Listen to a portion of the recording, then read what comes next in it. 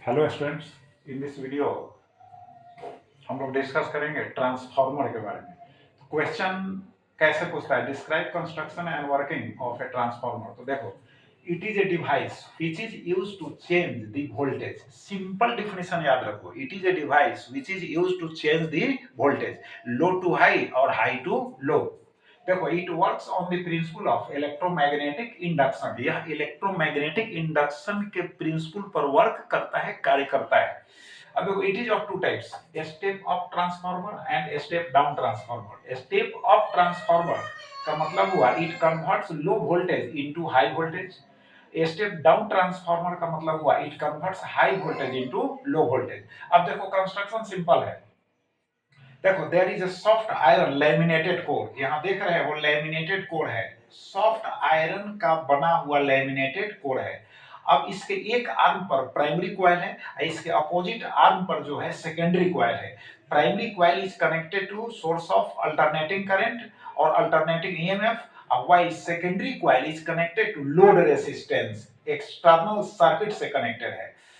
अब इसके बाद देखो, लैंग्वेज सिंपल हम पुट किए हैं, इसलिए प्रॉब्लम नहीं होगी, आप इसको स्टडी कर लीजिएगा। अब देखो, मेन कैलकुलेशन जो होगा फ्रॉम फैराडेज लॉ।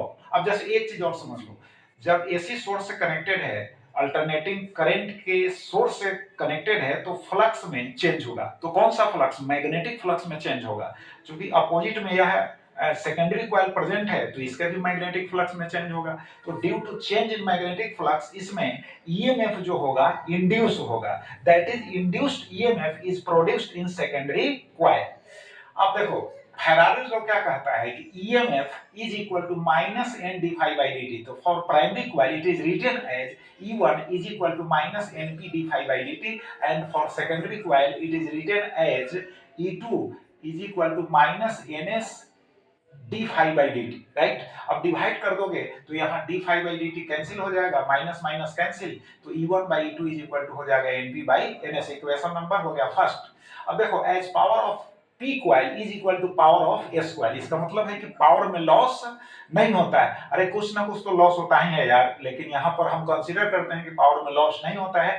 तो आप इसका पावर जो होगा P क्वाइल में, आप फिर सेकेंडरी कॉइल में जो पावर होगा, दोनों को हम इक्वल कर दिए। तो पावर का फॉर्मूला है, मैकेनिकल पावर नहीं, यहाँ पर इलेक्ट्रिकल पावर का फॉर्मूला यूज करना पड़ेगा। तो वोल्टेज इंटू करंट पहले भी बतला चुके हैं। तो EP into IP is equal to ES into IS हो गया।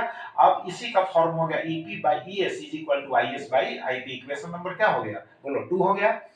फ्रॉम 1 एंड 2 एलएचएस सेम है, तो आरएचएस क्या होगा? सेम होगा। NP by NS is equal to IS by हो गया आईपी। अब देखो, फॉर स्टेप ऑफ, एकदम सिंपल फॉर्म है, for step of transformer NS is greater than हो गया NP, and for step down transformer NS is less than हो गया एनपी। इफिशिएंसी लिख दो, eta is equal to PU by PI into 100%। Percent में calculate होता है इफिशिएंसी। पीओ का मतलब हुआ आउटपुट पावर हो गया, पीआई का मतलब हुआ इनपुट पावर। इसका मतलब है आउटपुट पावर के प्लेस पर लिख सकते हो, क्या लिख सकते हो? E S into I S. यहां पर लिख सकते हो E P into I P. ऐसे 100% किसी ट्रांसफार्मर का इफिशियंसी नहीं होता है, सपोज को 90%। तो चलो, अब क्या कहते हैं, ट्रांसफार्मर को जो हम बतलाएंगे इसको स्टडी करो, प्रैक्टिस करो। Thank you very much. फिर नेक्स्ट वीडियो में नेक्स्ट क्वेश्चन के साथ मिलेंगे।